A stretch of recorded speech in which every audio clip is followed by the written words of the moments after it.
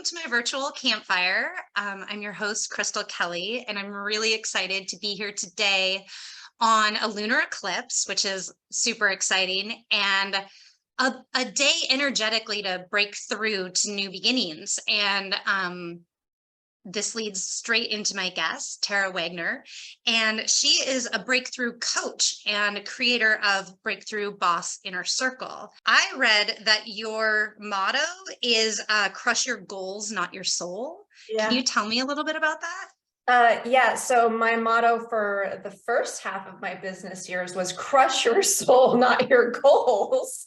And I learned really well, no, I wouldn't say quickly. I learned really, really slowly that that's not sustainable. Mhm. And yeah, after that, had a lot of soul searching and a lot of learning to do to figure out a radically different way to do damn near everything I was doing before. I spent my 20s with my first business. I honestly can't tell you how I spent that time. I was working 16 hours a day, 7 days a week, and I cannot tell you what I was doing, but it was not successful. And I think that's what, I mean, I see so many business owners doing the same thing, just hustle, hustle, hustle, work, work, work. We're putting it in now. We're going to make the sacrifices now. It's all going to be worth it. Let me tell you, it's not worth it. It's never worth it. I know my first business, well, my first official business that I started, I think I was in my early 20s, and I did the same thing. I worked maybe, I swear, some days 20 hours a day. I would be doing so much, just who knows what, like you said, just spinning wheels. And the one thing is my business did grow far larger than I ever thought it would. Nice. By the time I sold it, I had a very large warehouse, and we had over 60 homes staged, which my background is interior design. And so, I mean, that's a lot of clients to be working with. It was far too much for me to handle. Yeah. And I know I had started with a business partner, and then things fell apart with that. I ended up with this business that I never thought I'd have by myself.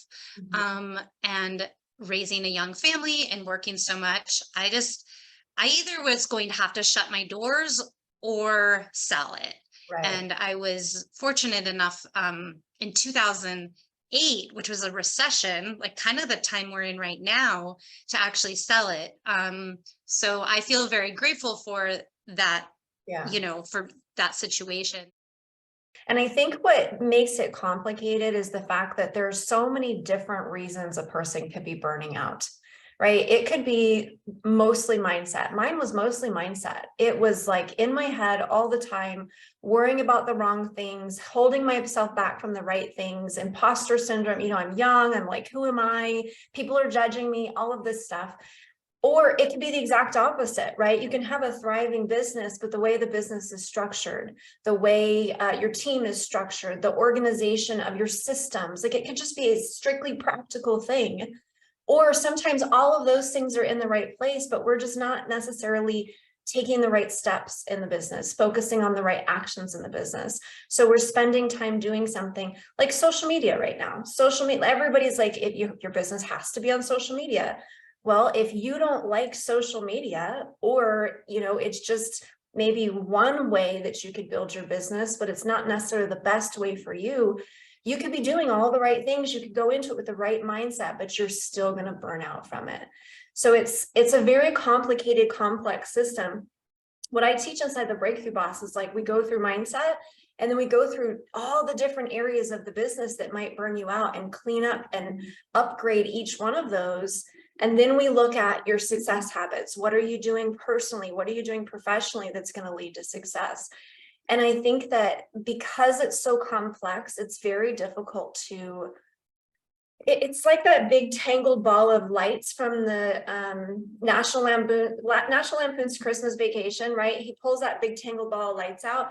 It's one strand, maybe two strands, but you look at this thing and you're like, how do I unwind this? How do I fix this? Where do I even start with this? And it's, I think right now more than ever, people are more and more burnt out, in part because we were working from home for a while. We didn't have any work-life boundaries, especially if somebody was working for someone else. All of a sudden, they're working all the time. They let go of all of their habits. They stopped going places and doing things they normally were doing. And we just got inundated with bad news. It's been bad news after bad news after bad news. And we are emotionally and physically on every level just tired. We're just tired. I know for me personally, having an established meditation practice, I think really helped me during the pandemic. And it helped me deal with my kids because I have three daughters and all three of them were at home 24/7. And my husband and I both own our own businesses. So we're also trying to work. So it's like, wow, this is a lot. Had to radically change all of our habits because all of our needs changed, right?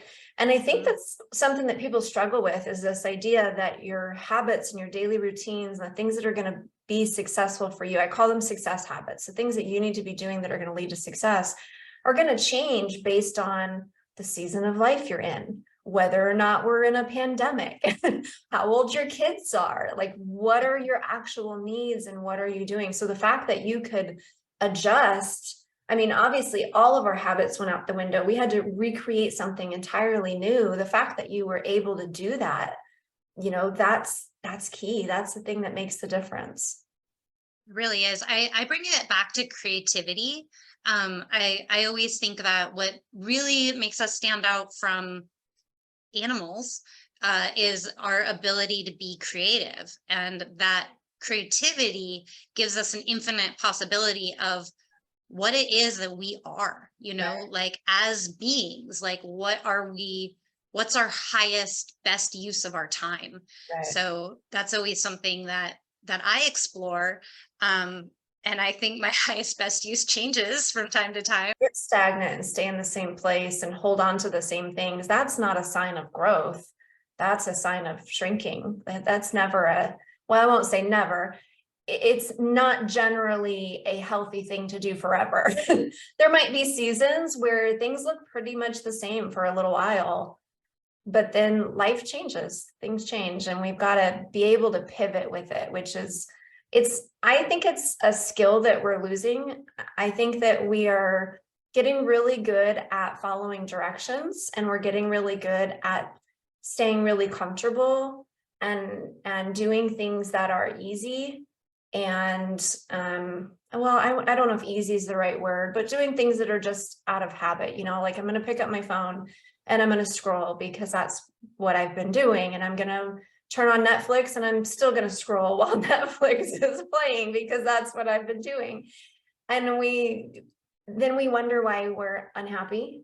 We wonder why things aren't working anymore. We wonder why, you know, it's that ability to stop.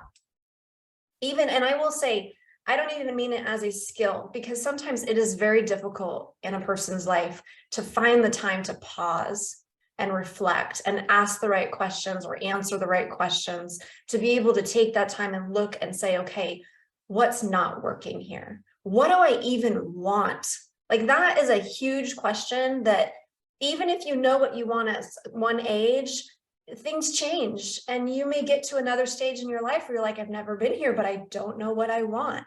Having the time and the space to be able to just ask yourself those questions, think about things, let things kind of simmer and percolate and process, and be able to figure out, how do I get to pivot? What does that get to look like? And then to have the courage to do the thing.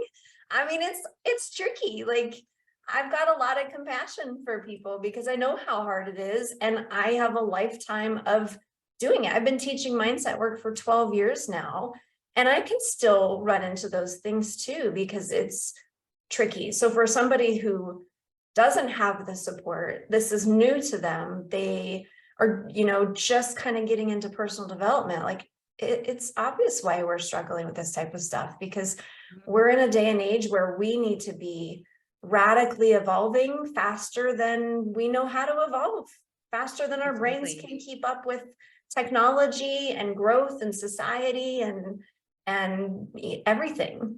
I agree with you. We are evolving faster than we ever have in the human history that we know of our species. Yeah. And technology has a lot to do with it. I think of technology as innovation. I know there was a phase in my life when I kind of resisted it a little bit. I am very old school. I like to write things on paper, and I like to make things with my hands. I'm very tactile. So the idea of technology, I felt like wasn't allowing me to be creative. But then a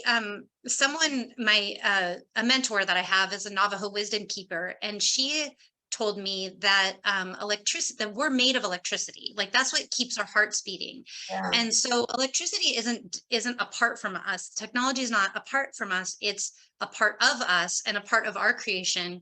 And once I shifted my mind in the way that, oh, technology is here to help me do the things that maybe I'm not so good at, or help me connect with more people. I love connecting with people. So I really started embracing technology at that point. And that's why I actually came up with this podcast concept. Was virtual campfire is like the spark Yeah. between us virtually, Yeah. and it's no different than sitting around a campfire and having a chat, and so once I've embraced technology, it's helped, but I'm gonna say it's still challenging. What you're saying with technology, I would consider myself a late adopter in a lot of things, right? Like I'm slow to come to certain things, but I agree with you, like seeing it as a tool, right? A hammer can be great to build a house. It can be really bad if you hit your thumb with it. Technology can be amazing. I am talking to you from across the country right now. Like that's phenomenal. Obviously, it can be really harmful and unhelpful at the same time.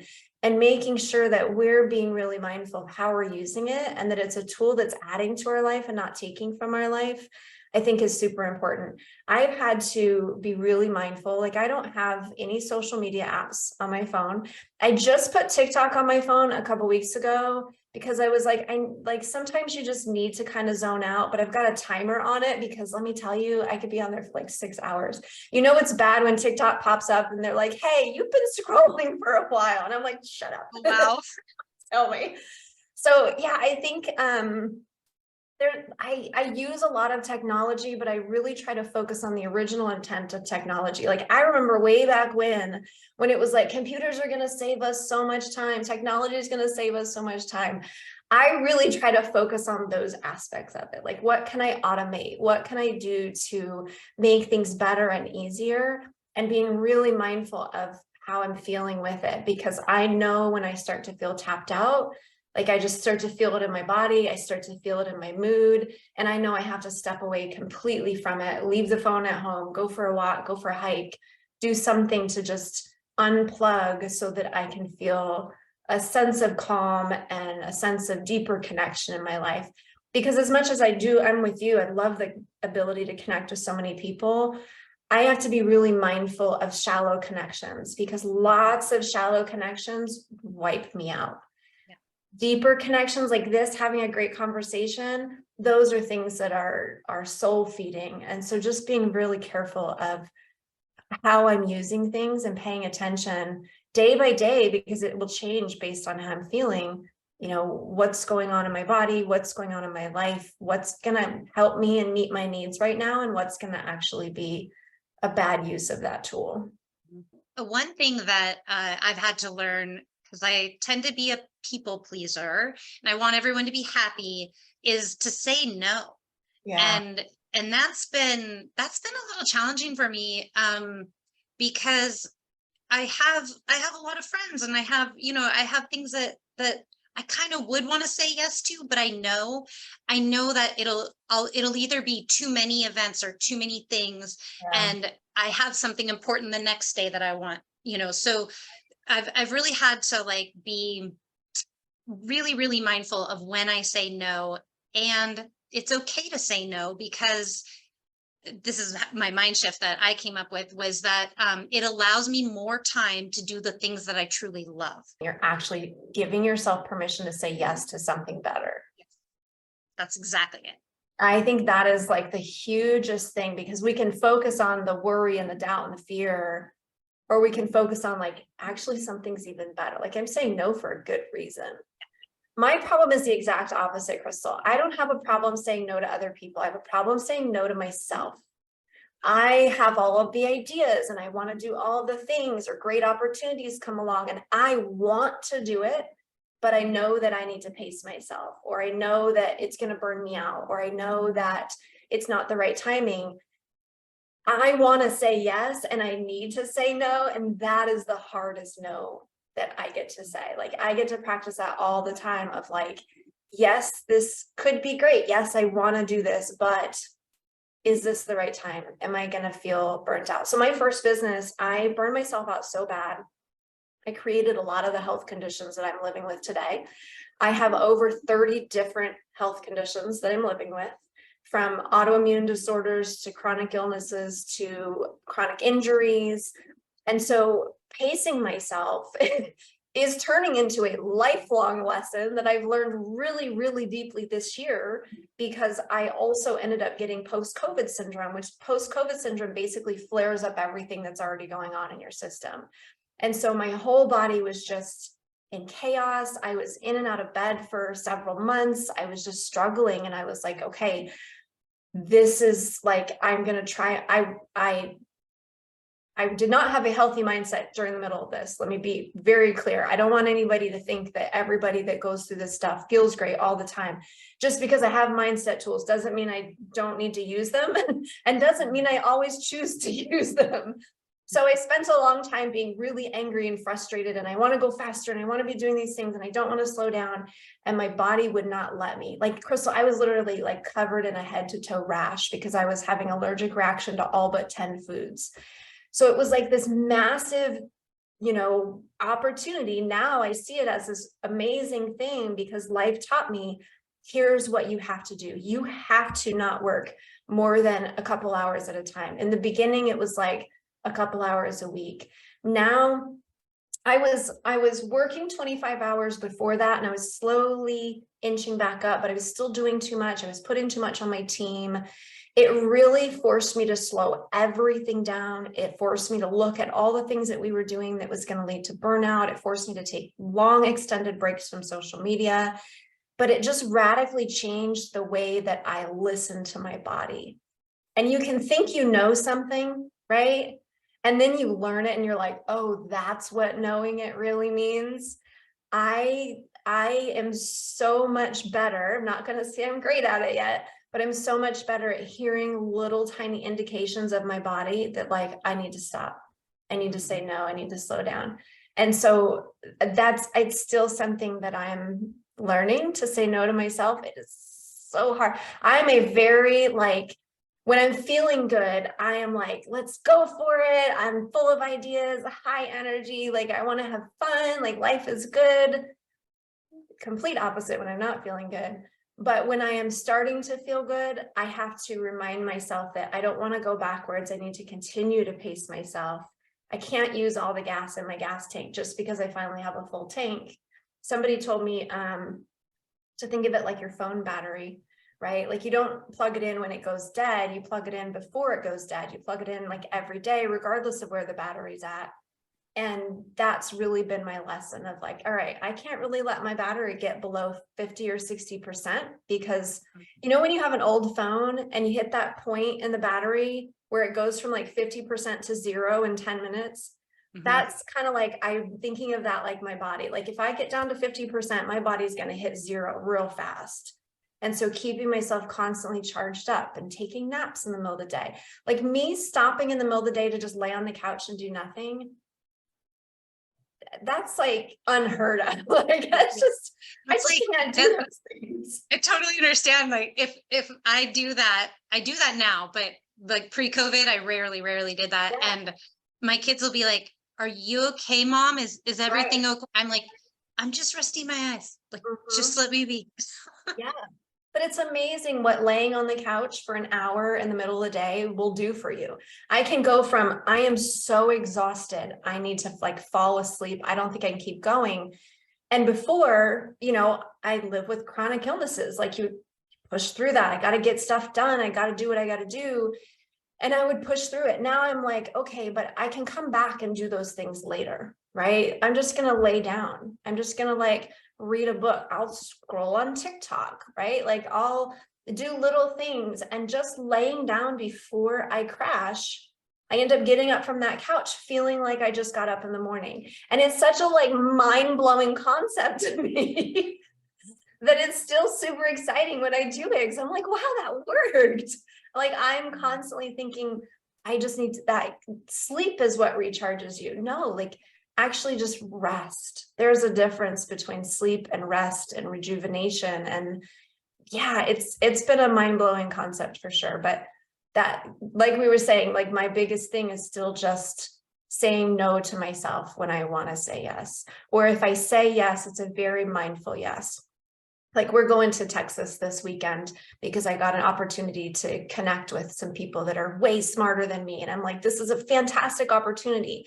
What do I need to do to make sure that I have food that's going to nourish my body? When is the ideal flight for me so that I can make sure that I've got time to rest? I don't want to fly out the next day. I want to be able to pace myself. I don't want to be rushed. Like I'm a much more mindful planner because my first priority is my body needs to feel good. My mind needs to feel good. If that happens, everything else goes better. I'm more productive. I can get more done in 3 hours than I used to get done in 8. It also helps that I'm not wasting time on stupid stuff that doesn't need to be done anymore. But it was such a habit to learn that process of really listening and prioritizing myself. I thought I prioritized myself because I had a morning routine and an evening routine, but it was throughout the day that I was just ignoring signals that tell you, lay down, eat something, keep some nuts by your computer, little things like that to ensure that my body and my health stay number one. Our bodies really are a barometer. There's so many things, subtleties that exist in our lives that aren't always outwardly spoken, like pressures from even like today is a lunar eclipse. So the pressures that happen and other dimensions and things, we feel that in our bodies. And if we ignore those things and we just stay focused on that really 3D or 4D task that you're trying to get done, you're ignoring all this other stuff. And our vessels are only as good at as they're going to be. And so caring for them and taking those pauses. I try to tell people that meditation doesn't have to be sitting straight up and cross-legged, and that doesn't have to be your meditation. It's to recharge and to have that moment of space where your mind can just be aimless or focus on whatever it needs to just do to rest. And so laying on the couch, that 100% is a form of meditation. Taking a walk, even petting your pet, your dog or your cat, or something like that, is just listening to music. A lot of times that can help. Everyone's different. I've been having that conversation with so many people the last couple of weeks because they're like, my routines aren't working. How can I get myself to stay on my routines? I'm like, change your routine. Do something that you want to do, not something that you have to do. Question the suppositions in your mind that say, it has to look this way. Like if I'm going to be a healthy whole person, I should be meditating cross-legged on the floor, like you said, for 30 minutes. And I should be doing this and I should be doing that.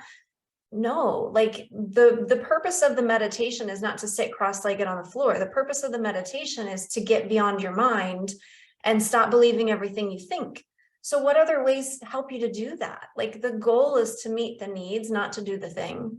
And I think that I went from hating routines and structure and like, I'm a free spirit, don't tie me down. Like, I just want to be like, I want freedom. That's one of my greatest values. And then I started noticing probably about 5 or 6 years ago, the greatest thief of my freedom was the chaos in my life because I didn't have any routines. And so I went into this very structured time in my life. It was a couple years of being very structured, and it was a great season of my life. I enjoyed it. And then I got to a point where it's like, I was on one side of the extreme with no routines. And you're going to swing to the other side with lots of routines. And then I realized that those were just becoming more tasks that I had to check off. And now I'm in this season of life, and I've probably been here for about a year and a half now, where it's like I have a list of things that I can do that I know meet certain needs, and I have them categorized because I don't like to try to think in the morning. And I wake up and I just say, what do I want to do this morning? Like, what's my body needing? And I check in and I do what I can, and I look at those lists and I'm like, you know what, that sounds good today, or this sounds fun today, or this sounds relaxing today. Yesterday morning, I got up and I took a bath. So why? Lovely. It's like, you know what, I'm just going to take a bath today because I had a call that I wanted to be on, or that I needed to like listen in on. And that call usually kind of makes me tired. And I was like, yeah, I'm just going to like nurture my body while I'm doing it instead. That's not something that I would say most people should add to their routine. Like a leisurely bath right before work is usually not going to be the most motivating thing. But when you're just listening to your body and checking in and questioning the things in your mind that say it should look a certain way, if you have rules in your head of how it should look, you're paying attention to somebody else's routine. You're not paying attention to your body. What's your body needing? What's your mind needing? And experiment until you find the things that are going to actually feel good, because that's the point. Yeah. Like you said, you took a bath before a meeting. That doesn't seem like the right time to do it, but Right. for you, you felt it and you did it. And that's wonderful because and it's hard because our society is structured on time. Like we had to set a time that you and I would talk. Exactly. And so it's, we have those constraints, but I know for myself, when I release that time, I try to schedule one thing in my day that I have to have done at a particular time. So if I put too many times, where I have to be somewhere at an exact time. And sometimes I'll even schedule meetings, not a Zoom call, but an in-person meeting where it's like, I'll text you on my way, or, something like that, where it releases that stress of time, because time stresses me out. It's really common too, for those of us who have gone through burnout, is like, we need to let go of the pressure, right? Like the pressure for me would always show up as physical pressure. I always felt like there was a hand on my back, like pushing me forward, like rush, rush, rush, rush, rush. Letting go of that, I think is oftentimes really helpful and really important for people that have gone through burnout. It's also, like you said, one of the hardest things to do.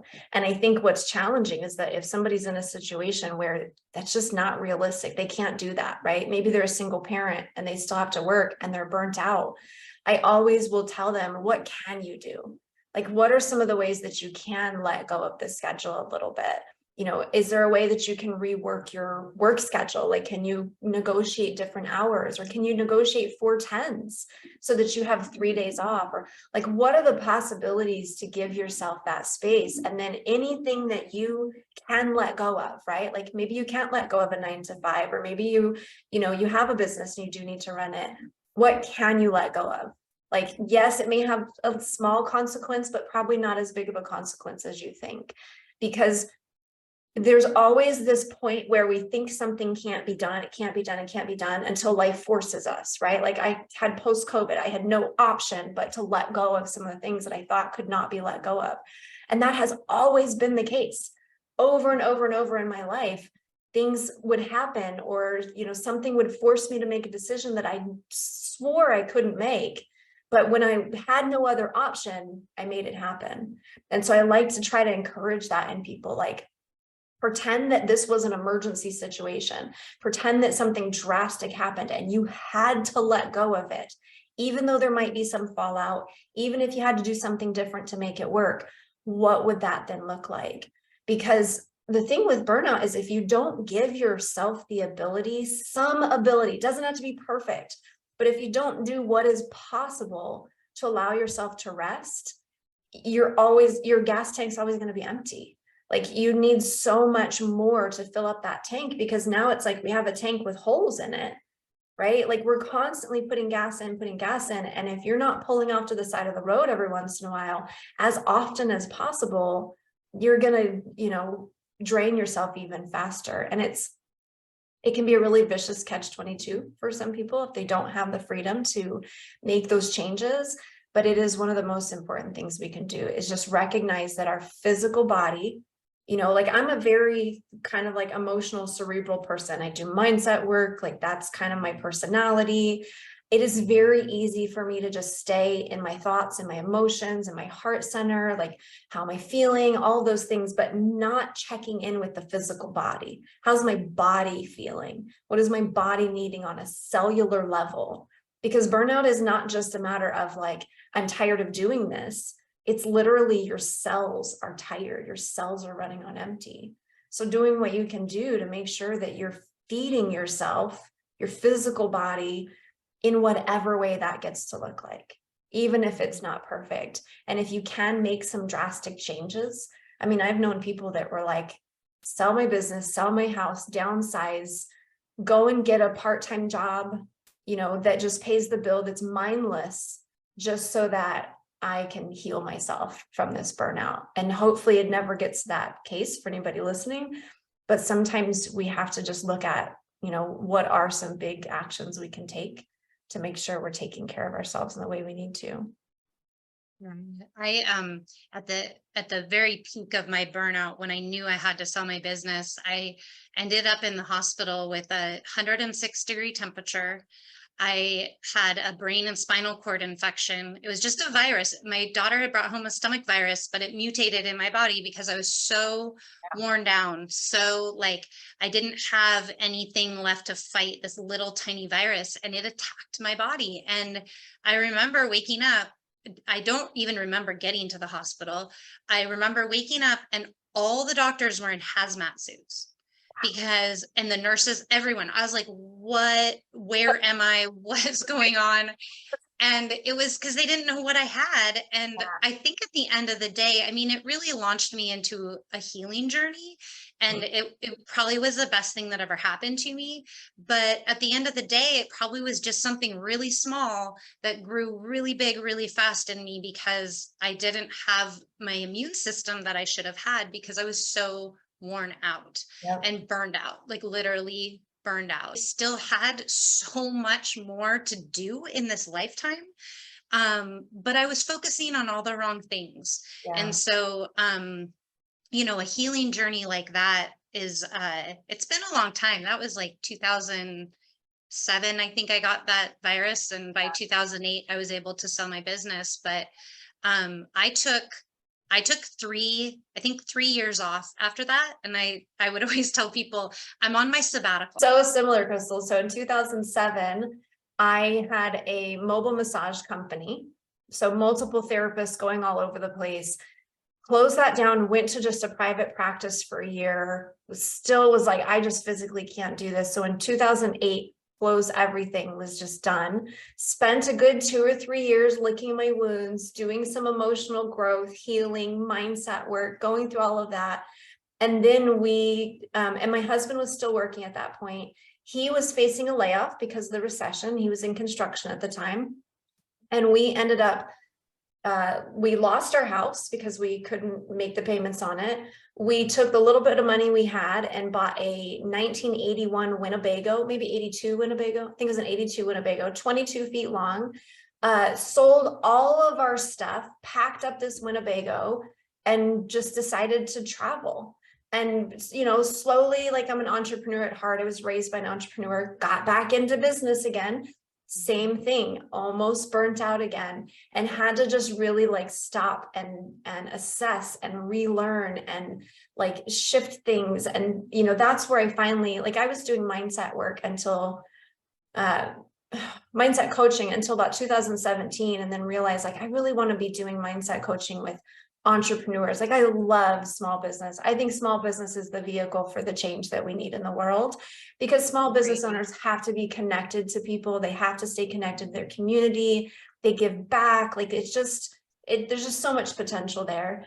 And very quickly realized that burnout was the thing that, like, that's the thing that is at the heart of so many of our challenges as business owners, and why so many people don't end up having successful businesses or what they feel like is successful. It might make a lot of money, it might be really busy, but they're not fulfilled because they're tired, because their thoughts are going in one direction, their feet are going in another direction, and they're just we're spread too thin. And so, Yeah.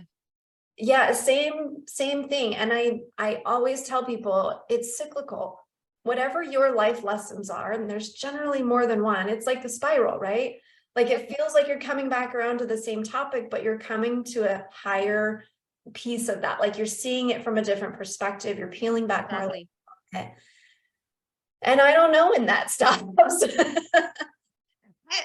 I don't think it does, because I believe that even our soul's journey, it continues to come around, and we do learn similar lessons over and over. But like you said, you're seeing it from a different perspective, Yeah. and you're healing different parts of yourself that you need to heal to get to that next level. And that's where maybe, that is a leveling up of sorts, where you're it's the evolution that we're talking about, and it's what we as humans need to learn how to do, is to always shift, and our only constant is change. So there's that. It makes me wonder though, how much of that is cultural, because if you always look leading up to a session, there's always a boom, right? People are working really hard, lots of things are happening, and then we start to burn out. And how much of that is linked to the recession? Or is it just that the recession gives us the time to slow down, reevaluate, reassess,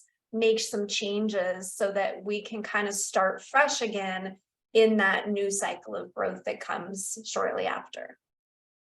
And I think that comes down to the creativity too, because I think people like you and I probably move a little more, you know, we move on from, we're not afraid to have the change. Right. Trying new things, it's hard to try new things. It's hard to learn because we go back to making mistakes. Right. And when we're learning, it's, you have to stumble through things. And I don't know, but all I know is each time I'm getting better and better. Right. And that's the only thing I hold myself up to, is like, how can I be better at this today than I was yesterday? Yeah. And it might not be the best. Like, I'm sure there's lots of people that do it way, way better, but at least I'm getting a little better every time, or I'm learning something new, or connecting with somebody that, clearly we have a lot to learn from each other, and to share with other people as well. Yeah.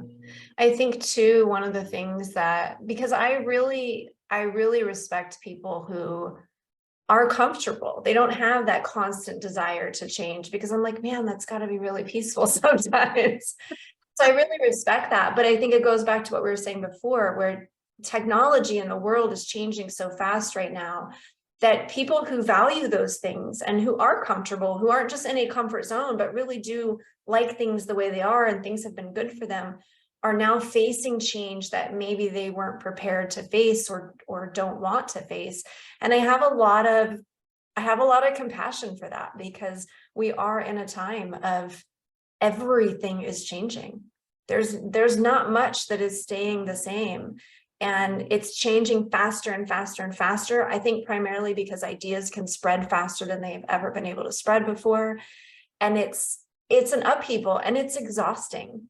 And when you're dealing with that at the same time of being confronting all of your own stuff, or being confronted by things going on in the world, and it's just all so much, it's a lot. I have a lot of compassion for people who don't love change. I love change. I thrive usually on change. My body is a little bit like, meh, do we? But generally speaking, I prefer it. But I just have a lot of compassion, because it's a lot for somebody whose value and whose gift to the world is stability.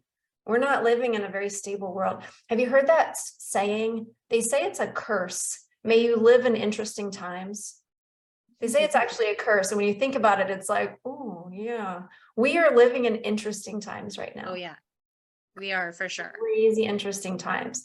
And I just hope that I get to see some of it in my lifetime, like come to fruition, and see where it's heading, because it's crazy. Yeah.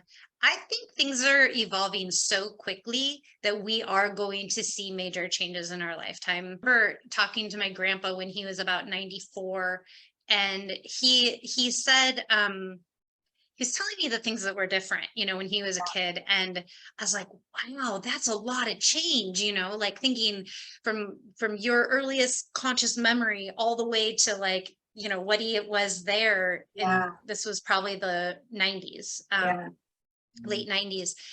And he was one of my favorite people that I have ever encountered. He was very much at peace, and he was really a wise person. yeah, And he never let the change bug him. He just would kind of reinvent himself. He was like a fisherman, and then yeah. he was always doing something different throughout his life. And even towards the end of his life, he had some really unfortunate things happen financially.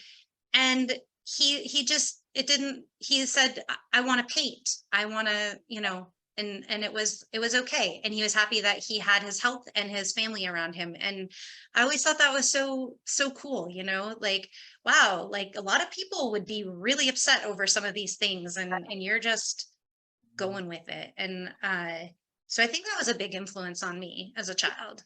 I think there's so much value there too, because I look at that generation, like anyone born, my grandma lived to be almost 100 years old. So she was born in 1914. Yeah, 1914. And I would always just look at her mindset and her generation. And she was so independent, but not detached, right? Like she was like a Rosie the Riveter. She was like one of the first women to get a divorce. Like she wore pants when all of the neighbors shamed her for wearing pants. But I think that there's something about the generation that they grew up in where there was a lot of self-sufficiency, but there was still a lot of connection. There was a lot of upheaval. So you had to be resourceful. Like you had to really you're going through World War I and World War II, and there's all of these like rations and things like that where you don't have everything you need and you get to be resourceful. And sometimes I wonder if we've lost that a little bit, and that's maybe making it more difficult for us to kind of evolve and grow and all of that, because we're not used to being resourceful. We're used to instant gratification. We're used to things being accessible. We're not used to this. I mean, think about during the pandemic and the aisles of the grocery store being empty. We've never seen that in our life. Like that's a radical thing that we're now facing. And I don't know. I just think it's so fascinating how humans tick and what influences us and different personalities and how they handle different things. And yeah, I don't know where I'm going with any of this, but I find it really, really interesting. It's fascinating to Yeah, me. interesting times. It is interesting times, and I know they're hard. And I'm the same way as you. I have so much compassion for people who have a hard time with change. But I sometimes I think these changes, these pressures, and the cyclical things, the global resources, those sorts of things, we need to feel that lack, because that is what our planet is feeling. Yeah, Our planet's tired. Mother Earth has been just used and used and used and used. Like you said, you have to have your battery plugged in at 50%, and we're depleting our natural resources at a much faster rate than that. And so it is time for us as humans to plug our energy yeah, back in, because we are energy too. And we can provide energy back to our planet, and some love and care, whether it's a garden in your front yard, if you live in the city, or even if you have a balcony, make a garden, whatever it is, whatever way you give back to the planet, it's what is needed right have now. you heard that quote that says, hard times create strong people create good times create weak people create hard times. Yeah. And I kind of feel like that's the cycle. If you look at the cycles, and I've seen people talk about this and show these cycles, I kind of feel like that's where we're at. We're at this place of like, we've had it really good for a long time. Things are starting to get messy. Things are starting to get messed up. And it's freaking us out because we're so used to things being easy and being accessible and having whatever we want. And now we're going to get to learn to be strong people. And, you know, what does that get to look like? And what are the changes? And yeah, it has growing pains, and yeah, we're not all going to love it. Like you said, any amount that we can help others who are struggling is what we need to do. And then if we can't, then we need to really help ourselves first, Yeah. because I think that is the number one thing at the end of the day is taking care of yourself. Yeah. Well, you have to be the person who can inspire anybody else. And if you are like we have a saying when my son was little, inspire, not require. We don't want to force him to do something. We want him to want to do the right thing. And so what are the ways that we can inspire, not require? And that required us to be better parents. It forced us to work on ourselves and grow and be the person who could inspire the, you know, healthy choices. And I think about that same thing all the time. I'm like, you know what? The adults that don't want to change, the adults that are digging their heels in, the adults that are wanting to go backwards, right? They're just giant kids. We're all just giant kids. We're all giant kids. What if we just treated them with the same compassion as a young kid who was having a hard time with the transition, and, you know, we connected with them, and we just, instead of forcing them, instead of requiring it, we did the work on ourselves that allowed us to show up and help that person to do the work on themselves. And I think that this is a lot of work, which I think is why most of us, we don't do a very good job at it, because it's a lot of work. There's a lot of people out there that need to have some real conversations with some people, and that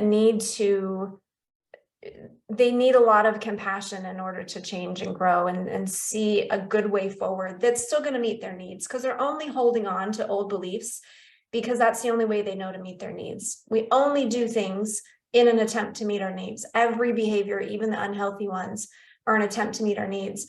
And I think the only good and sustainable way that we actually change people who are not ready to change is through connection, is by really connecting to them, hearing them, understanding what their needs are, and then helping them in any way we can to still get their needs met in the environment that's changing around them. Because they're, you know, if you're facing fear, of course you're going to dig your heels in. Of course you're going to hold on to the past. Of course you're going to hold on to things that aren't working anymore, or even things that are hurting other people, if that's the only thing you've learned to be able to meet your own needs. So, you know, I mean, it is a lot of emotional work, but I think that's one of the biggest things that we can do as individuals, is make sure that we're in the healthiest place possible to be able to show up with kindness and compassion to the people who need support, and seeing them as a person that needs support, not as the enemy, because they're not the enemy. They're just big kids that are struggling, like we all are. Exactly. We all are. And I think, yeah, it's a great way to end our conversation. I think you summed it up perfectly. No, this was great. Thank you so much for having me. I love having these kind of conversations. I think they're super important to have. And I just hope anybody hearing it really looks for their takeaways, because there's so many things that we can feel like we need to do or we should do, but there's only so much that you can do. And so just looking for, like, what's the number one thing that I'm hearing from all these conversations? What's the number one thing that I am taking away? And then what can I actually do to put that into place to make sure that that is something that sticks for me? I think that's probably the most important thing. Thank you so much. I'm so excited that we connected. And by the way, I was looking at your email that you were just in Austin, and I'm going to Austin this weekend. So literally, like, our shit is so aligned, it's weird. Crazy. I love it. Well, you're soul sister then. Yep. I had dreads in my hair back in the day. The whole Did you? yards. Yeah. Yep. See, we're just you know, we're here to help guide. That's what we're doing. If you want to know more about Tara and the work she does to help entrepreneurs upgrade themselves and their business for more time, freedom, and zero burnout, be sure to grab her free Reversing Small Business Burnout checklist at exoterra.us.